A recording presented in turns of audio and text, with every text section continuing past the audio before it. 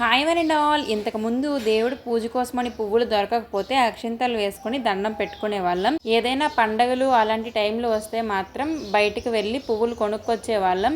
Normal టైంలోనే పువ్వుల ధరలు చాలా ఎక్కువగా ఉంటాయి ఇక్కడ. అలాంటిది పండగల సీజన్లో అయితే మరీ ఆకాశాన్ని అంటేస్తాయి. అలాగే పండగల టైము అలాంటి టైంలో అయితే ఇక్కడ పువ్వులు దొరకడం కూడా కష్టమే అని చెప్పుకోవాలి. మేము ఇప్పుడు ఉంటున్న ఓనర్ ఆంటీ వాళ్ళకి కింద పువ్వుల మొక్కలు చాలా ఎక్కువగానే ఉన్నాయి. అందులో ఒక గులాబీ మొక్కకి 5 గులాబీ పువ్వులు పూసాయి. ఇక్కడ ఉన్న మొక్కలే కాకుండా ఆంటీ వాళ్ళకి గార్డెన్లో కూడా మొక్కలు బాగానే ఉన్నాయి. అందులో మందార పూలు బాగా పూసాయి. కాకపోతే గార్డెన్కి లాక్ వేసి ఉండడం వల్ల నేనైతే మందార పూలు తీసుకురాలేదు. కోసి తీసుకొచ్చిన పువ్వులన్నీ దేవునికి అలంకరించి ఒక స్వీట్ ఐటెంని ప్రసాదంగా పెట్టి దేవునికి దీపం పెట్టి పూజ చేసుకున్నాను.